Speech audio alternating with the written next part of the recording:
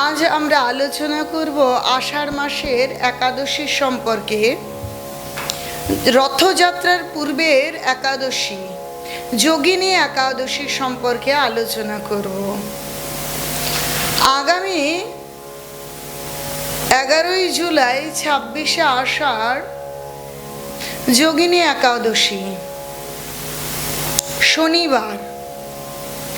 Bharat, Bangladesh, Australia এই সমস্ত দেশে এই একাদশী 10 তারিখ নয়, শুক্রবার নয়, একাদশী 11ই জুলাই 26শে আষাঢ় শনিবার।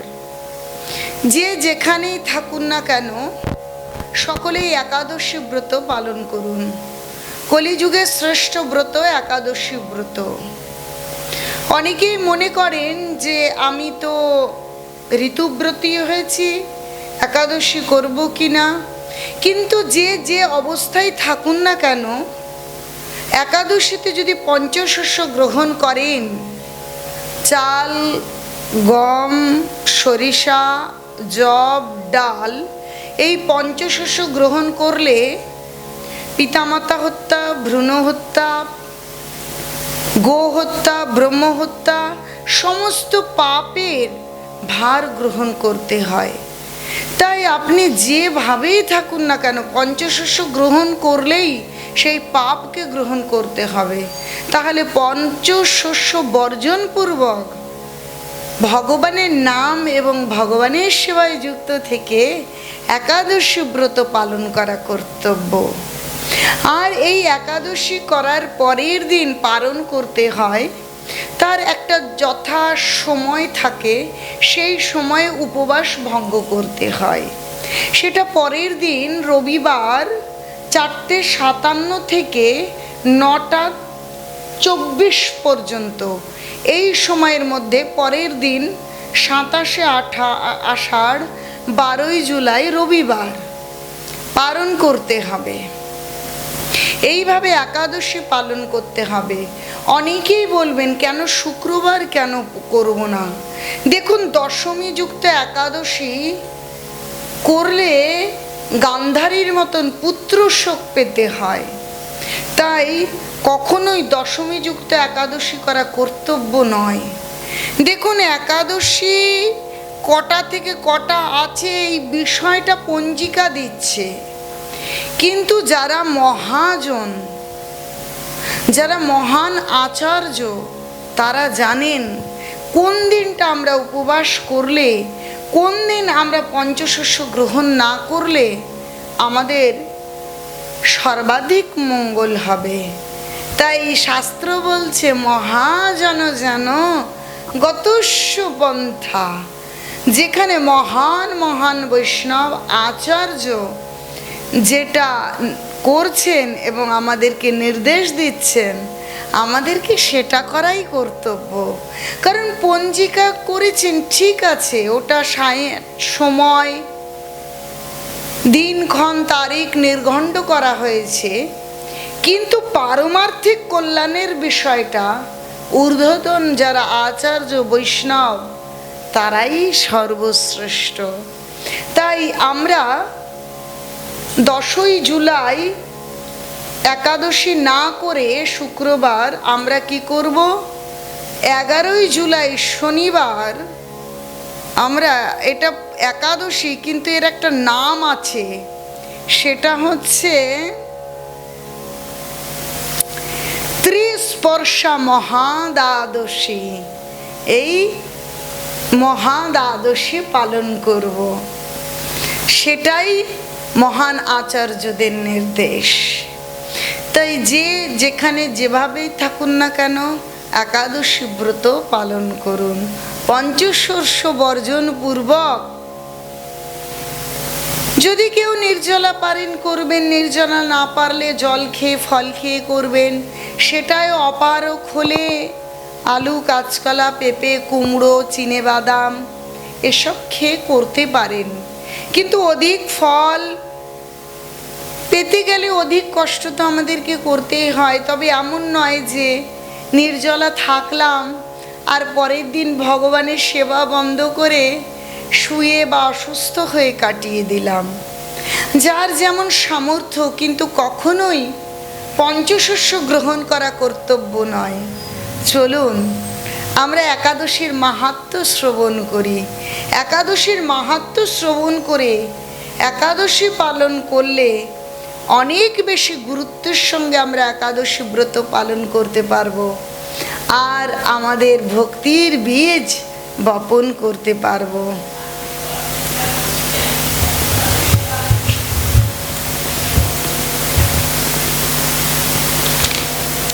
ব্রহ্মবৈবর্ত পুরাণে আষাঢ় মাসের কৃষ্ণপক্ষের একাদশী ব্রত মাহাত্ম্য যুধিষ্ঠির শ্রীকৃষ্ণ সংবাদ রূপে বর্ণিত আছে।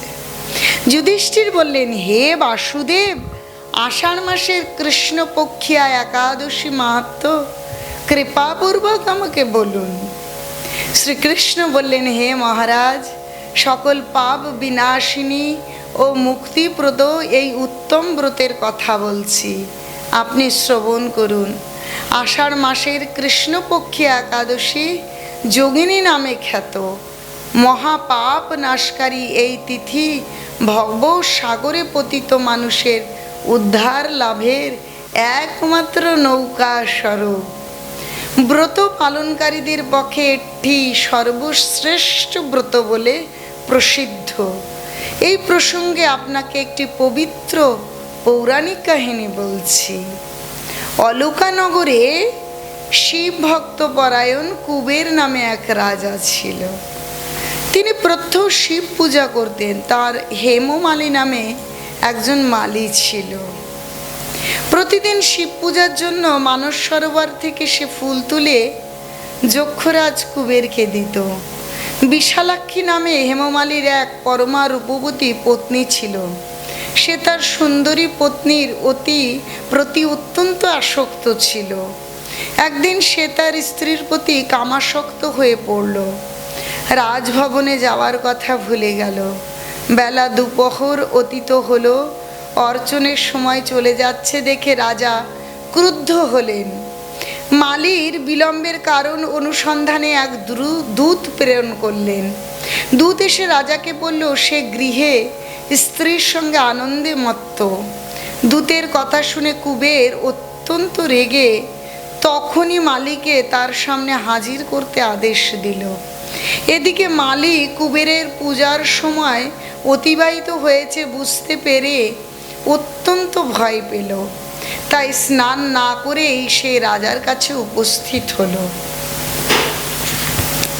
তাকে দেখা মাত্র রাজা ক্রোধবশে চোখ রাঙিয়ে বললেন, রে পাপিষ্ঠ দুরাচার, তুই দেব পূজার পুষ্পান্তে অবজ্ঞা করেছিস, তাই আমি তোকে অভিশাপ দিচ্ছি, তুই শ্বেত কুষ্ঠগ্রস্ত হয়ে যা এবং তোর প্রিয়তমা ভার্যার সাথে তোর চির বিয়োগ সংগঠিত হোক।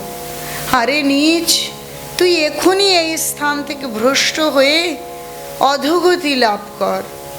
কুবেরের এই অভিশাপে হেমমালী পত্নীর সাথে স্বর্গভ্রষ্ট হয়ে দীর্ঘকাল যাবৎ কুষ্ণ রোগ ভোগ করতে লাগলো। রোগের যন্ত্রণায় দিন অথবা রাত্রি কখনোই সে সুখ পেত না। এভাবে শীত গ্রীষ্ম প্রচণ্ড বেদনায় বহু কষ্টে সে জীবন যাপন করতে লাগলো। কিন্তু দীর্ঘদিন মহাদেবের অর্চনের ফুল সংগ্রহের স্বীকৃতির ফলে সে শাপগ্রস্ত হয়েও বৈষ্ণব শ্রেষ্ঠ শিবের বিস্মরণ কখনো হয়নি। একদিন হেমমালী ভ্রমণ করতে করতে হিমালয়ের শ্রী মার্কেন্ডেয় ঋষির আশ্রমে উপস্থিত হলো। কুষ্ঠরোগে পীড়িত সপত্নী হেমমালীকে দর্শন করে শ্রী মার্কেন্ডেয় তাকে জিজ্ঞাসা করলেন, তুমি কার অভিশাপে এরকম নিন্দনীয় কুষ্ঠরোগগ্রস্ত হয়েছ? সে উত্তর দিল, হে মুনিবর, রাজা ধনকুবেরের আমি ভৃত্য ছিলাম। আমার নাম হেমমালী। আমি প্রত্যহ মানস সরোবর থেকে ফুল তুলে শিব পূজার জন্য রাজাকে দিতাম, কিন্তু দুর্ভাগ্যক্রমে একদিন স্ত্রীর মনোরঞ্জন হেতু কামাসক্ত হওয়ায় সেই ফুল দিতে বিলম্ব হয়। রাজার অভিশাপে এই রকম দুর্দশাগ্রস্ত হয়েছি। পরোপকারী সাধুগণের স্বাভাবিক কর্ম। হে ঋষি শ্রেষ্ঠ, আমি অত্যন্ত অপরাধী, কৃপা করে আমার প্রতি প্রসন্ন হন। তখন দয়ার্দ্র চিত্ত মার্কণ্ডেয় মুনি বললেন, হে মালি, তোমার মঙ্গলের জন্য শুভ ফল প্রদানকারী এক ব্রতের উপদেশ করছি। তুমি আষাঢ় মাসের কৃষ্ণপক্ষের যোগিনী নামক একাদশী ব্রত পালন করো। এই ব্রতের পুণ্য প্রভাবে তুমি অবশ্যই কুষ্ঠব্যাধি থেকে মুক্ত হবে। কৃষ্ণ বললেন, শ্রীকৃষ্ণ বললেন। ঋষির উপদেশ শ্রবণ করে হেমমালী তাকে প্রণাম জানালেন। পরে অত্যন্ত আনন্দে ঋষির আদেশ মতো নিষ্ঠার সঙ্গে যোগিনী একাদশী ব্রত পালন করল। এইভাবে হেমমালীর সমস্ত রোগ থেকে মুক্ত হলো ও পত্নী সহ সুখে জীবনযাপন করতে লাগলো। হে মহারাজ যুধিষ্ঠির, আমি আপনার কাছে এই ব্রত উপবাসের মহিমা কীর্তন করলাম। এই ব্রত পালনে ৮৮,০০০ ব্রাহ্মণ ভোজন করানোর ফল লাভ হয়।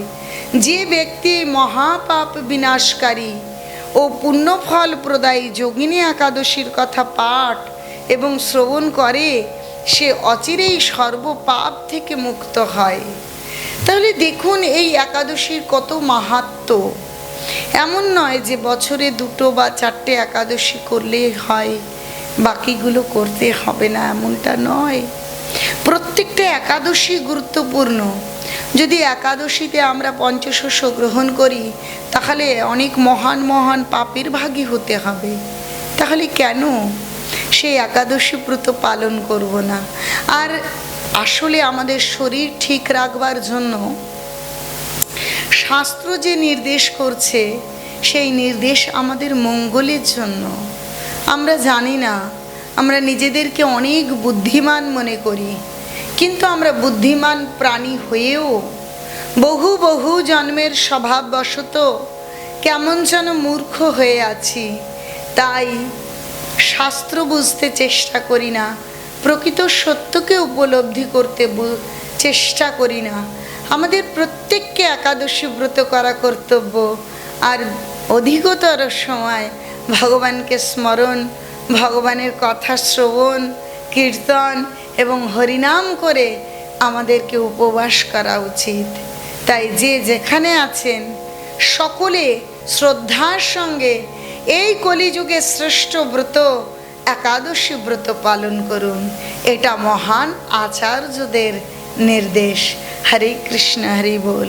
অনন্ত কোটি বৈষ্ণববৃন্দ কি জয়, নিতাই গৌর কি জয়। আগামী জগন্নাথ রথযাত্রা আসছে, সকলে অনেক জগন্নাথ লীলা শ্রবণ করুন। হরে কৃষ্ণ, হরি বল।